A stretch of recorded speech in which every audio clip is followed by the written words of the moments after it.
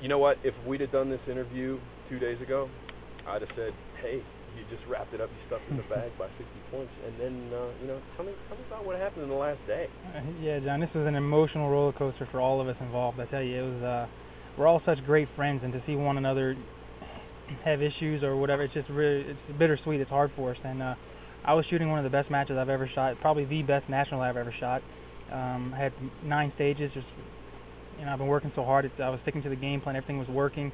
Yeah, and then the third day, I just got in there on the first stage that morning and just took it for granted. I mean, I did not do any of my preparations that morning, and I don't know why I didn't. And I'm guessing I took it for granted. It was very, very disappointing when I shot what I did. I just dropped to my knees and I just couldn't believe it. It's like just somebody just ripped my heart right out of me. It was very tough. What is it that you did at that point mentally for your game to turn it around and continue to shoot at the top, to give yourself a chance at the last time? I tell you, that's the hardest thing, John, and that's what separates the good guys from the great guys, because that is the hardest thing to do. And basically what I did at that point is I was very respectful to my peers and the people around me, but I took my chair, took my bag, and I went and walking about 400 yards, 600 yards, whatever it is, across this range. And I called my wife, and I talked to them, and I talked to the kids, and that's kind of what got me back focused, because that's truly all that matters in this world is family, and they just got me back focused, and I went back to that next stage, and I ended up winning the next stage that we shot. So just got right back on track and knew I had to go back to work. That's terrific. That's terrific. Challenges of this match, it's a different climate. It's hot. It's dry out here in the dust, stuff like definitely. that. How did that affect your efforts well, this match? Yeah, I think this is something I prepared for the last couple of weeks. I knew it was going to be hot. I've been here before. I knew it was going to be dry. So it all starts, at least a week early. Start hydrating and start eating correctly. I roomed with a good friend of mine here, and he happens to be very into that as well. So I selected him as a roommate. I asked him if he would join me in this 2-week battle that we're going to have, because I knew he's very much into that as well. So we've been eating correctly, we've been drinking correctly, and just trying to get as much sleep as you can. It is very hot, and you have to be drinking water out here. Mm-hmm. Talk to me about your equipment. How did it work? Mm-hmm. How did it help you in this one? Yes. Well, I'm using a 6-hour custom 1911 right now, wad body, and it's very similar to what I've always used in the past, so it was a very easy transition. It worked great for me.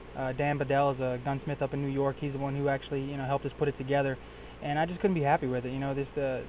All the SIG products that I've been running this year, and the Steel Challenge show as well, I just couldn't be happier with the gear that I have. The guns are running great, and the support that I get from that company is amazing, and I just couldn't be happier. All right. Anything you'd like to add at this point? Anything about the match? Anything else there? That's everything that I need at this point. Yeah, I'd say one more thing about the guys shooting the match. Okay, yeah.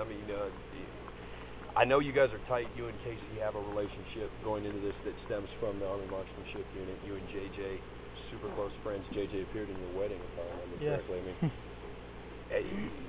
Tell me about how it is to compete as 3 really close friends.